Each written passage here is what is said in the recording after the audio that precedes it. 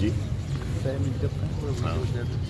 انتہائی افسوس کے ساتھ کہنا پڑ رہا ہے کہ آج گزشتہ ایک مہینے سے ہماری مائیں بہنیں گورنر ہاؤس کے چوک پہ مین چوک پہ ایک پرامن احتجاج کر رہے ہیں، اور اس احتجاج میں جو مطالبات ہیں وہ مسنگ پرسنز اور ماروائے آئین جو قتل عام ہے، خاص طور پر میں یہ سمجھتا ہوں کہ بلوچ نسل کشی جو ہے وہ اپنے عروج پہ ہے۔ اس حوالے سے افسوس اس بات پہ ہوتی ہے کہ ہماری مائیں بہنیں جو احتجاج کر رہے ہیں، اس احتجاج کو، اس گلے کو، اس شکوے کو ہم کس سے کر رہے ہیں؟ یہاں جو بہرے گونگے حکمران بیٹھے ہوئے ہیں، ایسے لگ رہا ہے کہ بلوچستان آج لاوارث ہے، اور بلوچستان میں جو سیاسی وارث جو ہیں، سیاسی ورکر جو ہیں، ان سب کو ایک خوف ہراس میں مبتلا کیا گیا ہے۔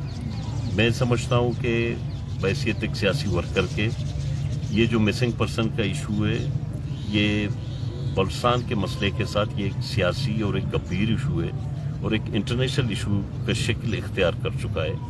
یہاں حکمرانوں کو میں یہ بتانا چاہ رہا ہوں کہ اس مسئلے کو اگر سیریس کسی نے نہیں لیا تو یہ مسئلہ اتنا طول پکڑے گا، اتنا ہی مشکلات اس ریاست کے لیے پیدا ہوں گی۔ تو میں یہ سمجھتا ہوں کہ بحیثیت ایک سیاسی ورکر اور نیشنل پارٹی کا روز اول سے مطالبہ رہا ہے کہ بلوچستان کا مسئلہ سیاسی مسئلہ ہے، اس کو ٹیبل ٹاک کے ذریعے حل کیا جائے، اور مسنگ پرسنز پہ صرف اخباری بیان اور باتوں کی حد تک یا لفاظی حد تک وہ میرے خیال میں اتنا فائدہ مند نہیں ہے۔ سیریس بات یہی ہے کہ تمام ادارے، تمام اسٹیک ہولڈرز اس مسئلے کو سیریس لے لیں، اور ہم بحیثیت سیاسی جماعت سیاسی جمہوری پرامن جدوجہد کے ذریعے اپنے ماؤں بہنوں کے ساتھ ہیں، اور یہ ایک گمبھیر مسئلہ ہے۔ اس مسئلے کے حل تک نیشنل پارٹی اپنا کردار ادا کرتی رہے گی، اور میں یہی مطالبہ کرتا ہوں کہ یہ جو جائز مطالبہ ہے آج اس دھرنے کی، کہ اس جو ماروائے آئین قتل ہوئے ہیں، زیارت والے مسئلے پہ اس پہ کمیشن قائم کیا جائے، اس پہ جوڈیشری، بلکہ میں مطالبہ کرتا ہوں ہائی کورٹ بلوچستان سے، چیف جسٹس ہائی کورٹ سے، کہ وہ سوموٹو ایکشن لے، ایک جوڈیشل کمیشن کا اعلان کرے، اور اسی مسئلے کی صاف شفاف تحقیقات ہو، اور باقی جو خدشات ہیں فیملیز کے، جتنے لوگ مسنگز ہیں یا گرفتار ہیں، ان کو عدالتوں میں پیش کیا جائے، جس پہ جو الزام ہے اس کو پیش کریں، جس کو اس ملک کے آئین کے تحت جو سزا لاگو ہے وہ سزا دے دے، لیکن اسی آئین کا احترام یہی ملک کے ادارے تو کریں۔ جو آئین کے آرٹیکلز ہیں اس میں جس کو آپ پکڑو گے ودن 24 آورز آپ کو جوڈیشل کرنا ہے، جوڈیشل مجسٹریٹ کے پاس پیش کرنا ہے، اس کی ریمانڈ لینا ہے۔ ہم دیکھ رہے ہیں کہ 24 گھنٹوں کے باوجود بھی 24 سالوں سے ہمارے بھائی، ہماری اس طرح کے جو سیاسی کارکن ہیں، جو بلوچ فرزند ہیں، جو بلوچ کے بیٹے ہیں اور بلوچستانی ہیں، ان کو 24 سالوں سے 20 سالوں سے وہ غائب ہیں، مسنگ ہے۔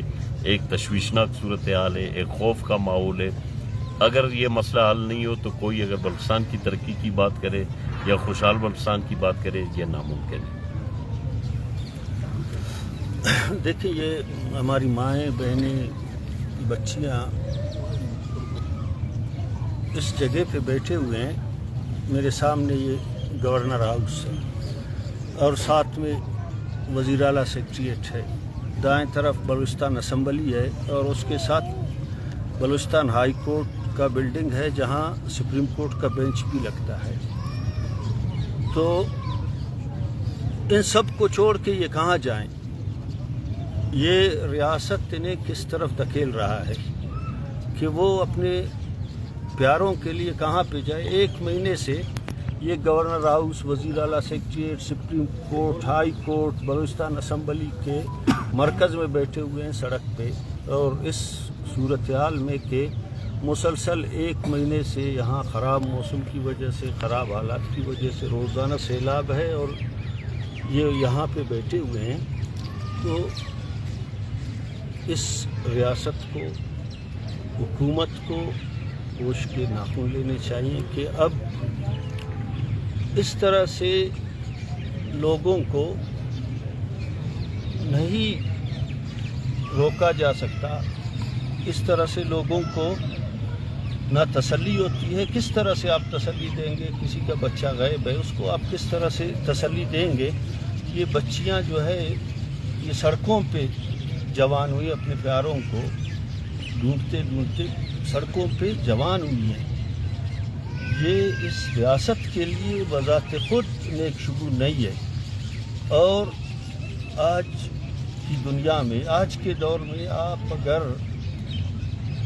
نامعلوم میتوں کا قبرستان بنائیں گے، اس میں کون لوگ ہوں گے؟ کون لوگ ہیں؟ پھر آپ نے جو ہے بائیو میٹرک سسٹم، کیونکہ آج کے جدید دور میں ڈی این اے سب کچھ ہے، لوگوں کو مارتے ہیں، لوگوں کو جا کے دفن کرتے ہیں، اور بورڈ لگا ہوا ہے نامعلوم میتوں کا قبرستان. یہ ریاست ہے؟ یہ کیا ہے؟ یہ کس دور کی، یہ 19ویں صدی 18ویں صدی کی باتیں کر رہے ہیں یا آج کی صدی میں ہے یہ ریاست کہ لوگوں کو مارو، درو، اس کو لے جاؤ اور اس کو ڈمپ کرو اور بورڈ لگاؤ کہ نامعلوم میتوں کا قبرستان ہے؟ کوئی نامعلوم نہیں ہے. کوئی بھی زمین کے اندر سے پیدا نہیں ہوتا ہے. ان کی مائیں ہیں، ان کی بہنیں ہیں، ان کے بچے ہیں، وہ کسی کے والد ہیں، وہ کسی کے بیٹے ہیں، وہ کسی کے بھائی ضرور ہیں. اس طرح سے میں سمجھتا ہوں کہ آج اس ملک میں سیاسی معاملات اپنی جگہ، معاشی معاملات اپنی جگہ پہ، جو سب سے جو اہم مسئلہ ہے وہ مسنگ پرسنس کا مسئلہ ہے. میں سپریم کورٹ سے بھی یہ اپیل کرتا ہوں کہ سپریم کورٹ آف پاکستان اگر 12:30 بجے کھل جاتا ہے اس کے دروازے کہ وزیر اعظم کون ہوگا، اس کا سب سے پہلا اختیار، حق اور فرض وہ یہ ہے کہ وہ انسانوں کے حقوق کا تحفظ کرے، انسانی حقوق کو پرائرٹی دے، ترجیح دے. ایک دن سپریم کورٹ آف پاکستان اس کے لیے بھی ضرور رات کے 12 بجے ہو، دن کے 12 بجے ہو، وہ ان اداروں کو بلا کر ان سے پوچھیں، پاکستان کے ان تمام ذمہ دار اداروں کو بلا کر ان سے پوچھے کہ یہ لوگ جو غائب ہو رہے ہیں، جو مسنگ ہو رہے ہیں، یہ کون ان کو لے کے جا رہا ہے؟ ان کو جواب دہ کرے. یہ فرض ہے سپریم کورٹ آف پاکستان کی. اس لیے ان کو بٹھایا گیا ہے، صرف اس لیے نہیں کہ وہ وزیر اعظم کا فیصلہ کرے، وہ اسپیکر کا فیصلہ کرے، وہ سیاسی معاملات کے وہ فیصلے وہ کرتے جائیں، لیکن انسانی حقوق کے فیصلے کرنے کے لیے سپریم کورٹ کے دروازے کھل جائیں. اور ایسے نہیں کھلیں کہ جس طرح جاوید اقبال جیسا جو ہے ایک بندے کو جو اخلاقی طور پر بھی کرپٹ ہے، ذہنی طور پر بھی کرپٹ ہے، ایسے بندے کو بٹھا کر انسانی حقوق کمیشن کے حوالے سے اور ایک کمیشن بنائے کہ مسنگ پرسنس کو جاوید اقبال لائے گا. میں سمجھتا ہوں کہ یہ ریاست اس طرح کی کمیشن بنا کر لوگوں کے ساتھ ڈرامہ بازی کر رہا ہے. یہ ڈرامہ بازی بڑی دیر تک نہیں چلے گا.